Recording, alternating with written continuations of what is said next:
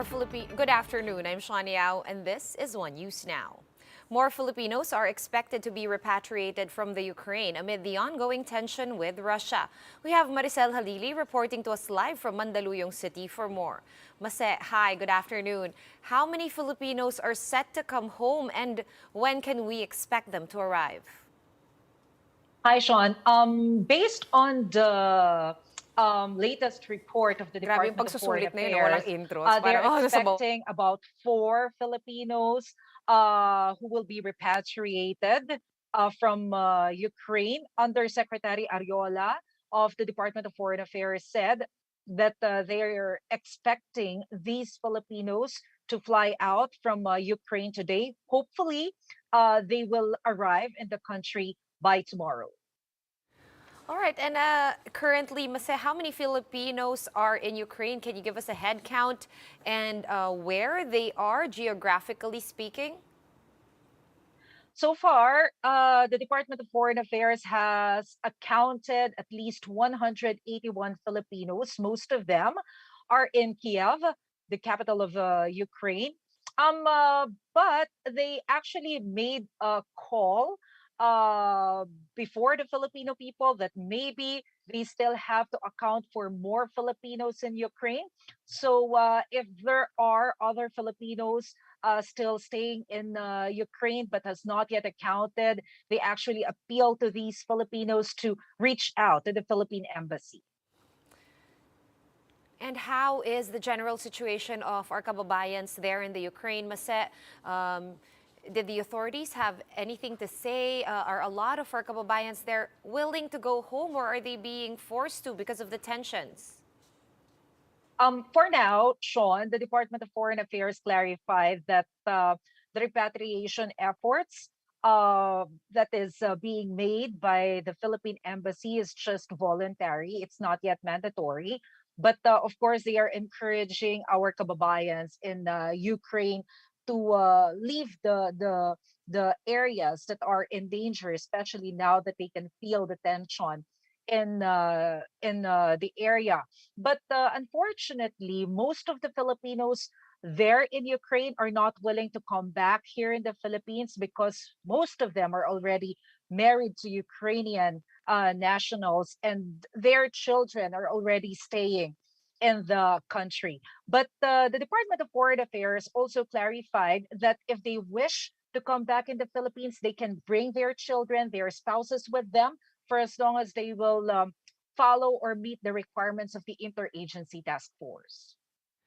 All right, since repatriation for now is mostly voluntary, Mase, will there be financial support for those Filipinos who are wanting to go home? And what about for affected Filipinos there? Will there be some sort of support from the national government? Yes, Sean, the Department of Foreign Affairs assured that the affected Filipinos will be receiving financial support if they need assistance for relocation.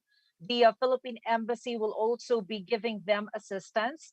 If they decided to come back in the Philippines, the Philippine government will also provide a free fare for or a chartered or not chartered but free ride for them to come back here in the Philippines. They just have to coordinate with the Philippine embassy.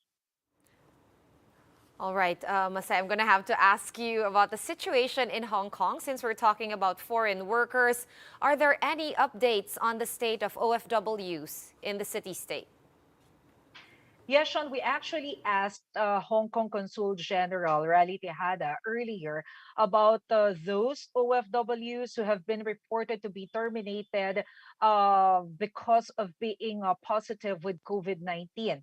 Unfortunately, Consul General Tejada confirmed that there are indeed the Hong Kong employers who have decided to terminate Filipino workers who are confirmed to be COVID positive. At least 10 employers are actually planning to terminate the contract of these OFWs. But for now, the Consul General's office is coordinating with these employers because, based on the policy of Hong Kong, this is illegal. They cannot just terminate the contract of a migrant worker for simply being positive of COVID. So the Philippine embassy actually warned these employers that if they push through with their plans to terminate the contract of these OFWs, they may have to face labor charges, and they may have to pay at least 100,000 Hong Kong dollars fine. And it is also possible for the Philippine government to include them in the blacklist, so they cannot hire workers from the Philippines anymore. All right, hoping for the best for our kababayans abroad. Thank you so much for that update, Maricel Halili, joining us live from Mandaluyong City. Stay safe, Mase.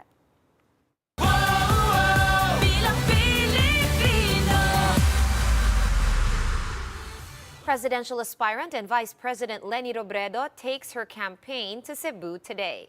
To tell us more about how things are going in the Queen City of the South, we have Ryan Ang joining us live from on the ground. Hi, Ryan. What are Robredo's activities there today?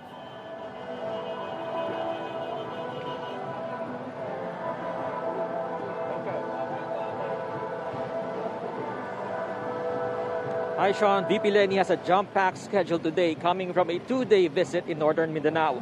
Now she's here in Cebu, the most vote-rich province in the country, to try and court Cebuanos for their votes. Robredo started her day by paying a visit to Bishop Midifil Billones in Mandaue. Robredo then went with running mate Senator Kiko Pangilinan to Barangay Tangke in Talisay, Cebu, to hold a dialogue with fisher folks regarding their issues. The tandem also joined the People's Rally at St. Scholastica Academy, Robredo People's Council, various sectors, religious groups, and supporters. Pangilinan's espoused megastar Sharon Cuneta also joined today's campaign. Cuneta urged the people to not just vote for her husband, but also Robredo, who is her friend. They also went to Argao City and Toledo City to thank their supporters and explain their plans should they win in this year's elections. This includes providing more jobs, especially to those who are affected by the pandemic. Recall that Robredo won in the vote-rich province, Cebu, when she ran as vice president in 2016. Sean, the Robredo-Pangilinan tandem will later attend the People's Rally here in Southwestern University in Cebu City, and they are expecting over 10,000 supporters to attend the rally. Sean. All right, thank you so much for that update from Cebu City. That was Ryan Ang of News 5 reporting to us live. Thanks, Ryan. Moving on now to COVID news, we have the Health Department logging over 1,700 new COVID-19 infections today. The caseload is now at above 3,657,000, some 55,600 of which are still active. The virus killed at least 188 more patients overnight, bringing the death toll to more than 56,100. Recoveries have climbed to above 3,546,000, with over 2,000 new survivors today. 6.3% of some 28,000 tests recently conducted for today's bulletin yielded positive results. For more updates, visit News 5, The Philippine Star, and Business World online. Visit our website, onenews.ph, for more in-depth analysis. You can also catch One News on the Signal Play app. Register for a free account at www.signalplay.com and stream One News live anytime, anywhere.